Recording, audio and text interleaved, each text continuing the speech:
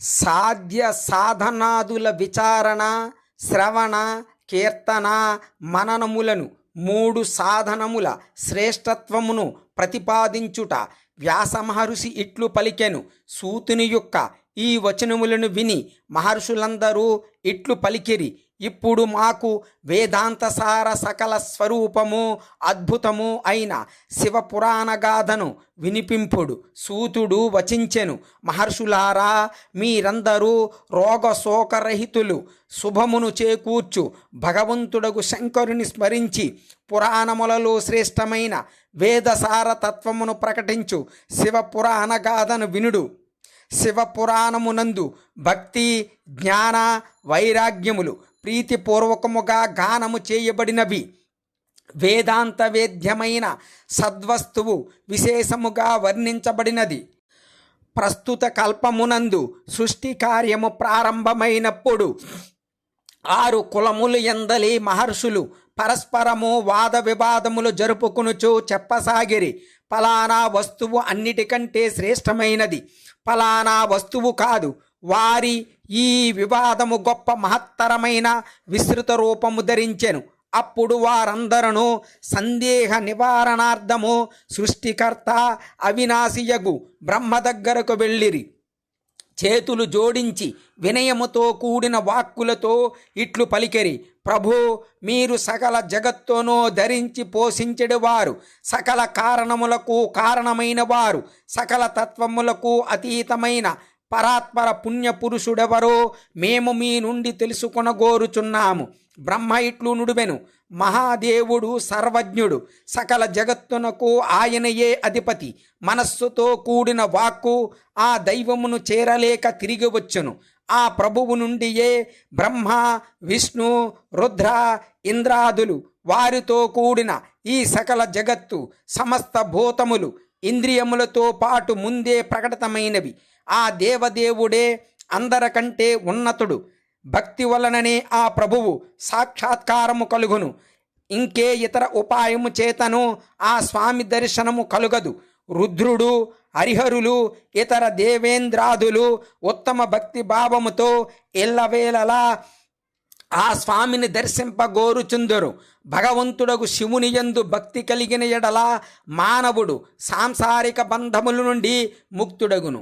అంకురము నుండి బీజము, బీజము నుండి అంకురము ఉత్పన్నమైనట్లు దైవకృప వలన వారి యందు భక్తి కుదురుకొనును. భక్తి వలన దైవకృప అను ప్రసాదము లభ్యమగును. కనుక మహర్షులందరూ భగవంతుడగు శంకరుని అనుగ్రహమును పొందుటకు భూతలమునకు వెళ్ళుడు. అచట 1000 సంవత్సరముల వరకు కొనసాగిడి ఒక బృహత్ యజ్ఞమును ఏర్పాటు చేయుడు. యజ్ఞపతి అయిన శివుని కృపచేతనే వేదములలో చెప్పబడిన విద్యకు సారభూతమైన సాధ్య సాధన జ్ఞానము లభించును.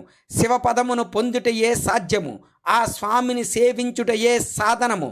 ఆ స్వామి అనుగ్రహం వలన నిత్య నైమిత్తికాది ఫలముల నుండి నిస్పృహ చెందువాడే సాధకుడు. వేదోక్త కర్మలను అనుష్ఠించి వాటి మహత్తర ఫలితమును భగవంతుడగు శివుని చరణ కమలములందు స్మరించుటయే పరమేశ్వర ఫలమును పొందుట. అది ఏ సాలోక్యము మొదలుగా గల క్రమముతో ప్రాప్తించు ముక్తి. ఆయా పురుషుల భక్తికి అనుగుణముగా వారందరికీ ఉన్నతమైన ఫలము ప్రాప్తించును. సాక్షాత్తు పరమేశ్వరుడే ప్రతిపాదించిన భక్తి సాధనములు అనేక విధములుగా ఉన్నవి. వాటి నుండి సారభూతములైన సాధనలను సంక్షిప్తముగా మీకు తెలిపెదను. చెవులతో ఆ ప్రభువు నామ గుణములను లీలలను వినుట, వాక్కు చేత వాటిని కీర్తించుట, మనస్సు ద్వారా మననము చేయుట అను ఈ మూడును మహత్తర సాధనములుగా చెప్పబడినవి. మహేశ్వరుని గూర్చి శ్రవణము, కీర్తనము, మననము చేయవలేను అని అర్థము. ఇది శృతివాక్యము, సరువులకు ప్రమాణము.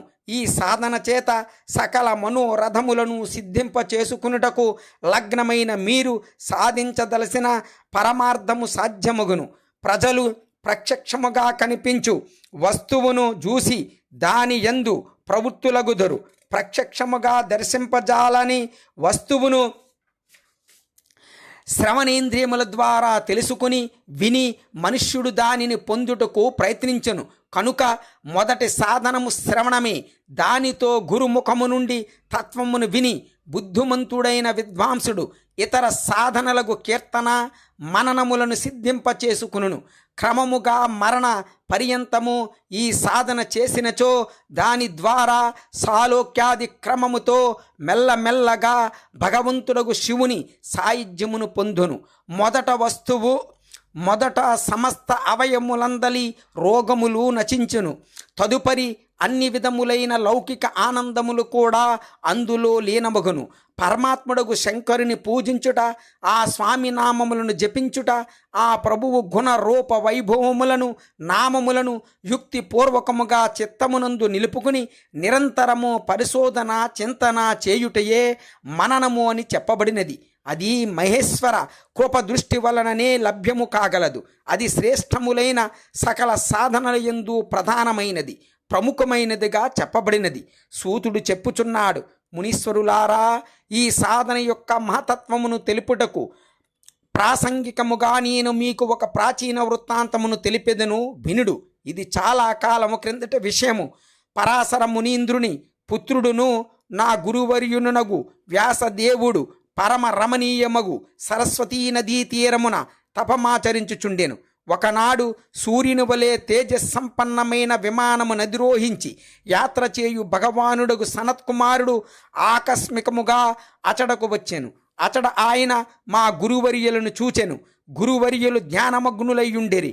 జాగృతులైన తరువాత తన ఎదుట ఉపస్థితుడై ఉన్న బ్రహ్మపుత్రుని సనత్కుమారుని చూసిరి. ఆయనను చూసి తొందరగా లేచి ఆయన చరణములకు ప్రణమిల్లిరి. ఆ మునీంద్రునకు ఆర్ఘ్యమిచ్చి దేవతల కూర్చునుటకు అర్హమైన ఆసనమును వసగిరి. అప్పుడు భగవానుడగు సనత్కుమారుడు వినయముతో నిలుచుని వ్యాసమహర్షితో గంభీర వాక్కులతో ఇట్లు పలికెను, మునీంద్ర, మీరు సత్యమైన వస్తువును గురించి ఆలోచింపుడు. ఆ సత్య పదార్థము భగవంతుడగు శివుడే. ఆ విషయము మీకు సాక్షాత్కరించెను. భగవంతుడగు శంకరుని గూర్చి శ్రవణ కీర్తన మననములు మూడును మహత్తర సాధములని చెప్పబడినవి. ఇదే వేద సమ్మతము. పూర్వము నేను ఇతరేతర సాధన భ్రమలో పడియుంటిని. తిరుగుచూ మందర పర్వతమునకు వచ్చి చేరితిని. అచడ తపస్సు చేసుకుంటిని. దాని తరువాత మహేశ్వరుడగు శివుని ఆదేశముతో భగవానుడగు నందికేశ్వరుడు అచటకు వచ్చెను.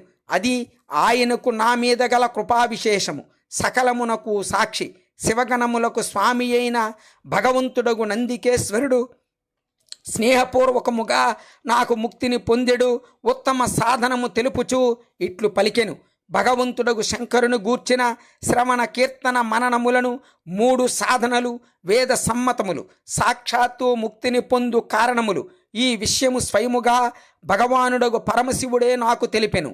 కనుక బ్రాహ్మణోత్తమ, నీవు శ్రవణము మొదలగు ఈ మూడు సాధనలనే అనుష్ఠింపుము అని వ్యాసునితో పదే ఈ విషయమును చెప్పి తన అనుయాయులతో కూడి బ్రహ్మపుత్రుడైన సనత్కుమారుడు పరమ సౌందర్య సుశోభితమైన బ్రహ్మధామమునకు వెళ్ళిపోయెను. పూర్వము జరిగిన ఈ ఉత్తమ వృత్తాంతమును నేను సంక్షిప్తముగా మీకు తెలిపితిని. మహర్షులు పలికిరి, సూత మహర్షి, శ్రవణాది మూడు విషయములను మీరు ముక్తికి ఉపాయములను తెలిపితిరి. కానీ శ్రవణాది మూడు సాధనలను చేయుటకు అసమర్థుడైన మానవుడు ఏ ఉపాయమును అవలంబించి ముక్తిని పొందగలడు? ఏ సాధన కర్మచేత అనాయాసముగా మోక్షము లభించగలదు? సాధ్య సాధనాదుల విచారణ, శ్రవణ, కీర్తన, మననములను మూడు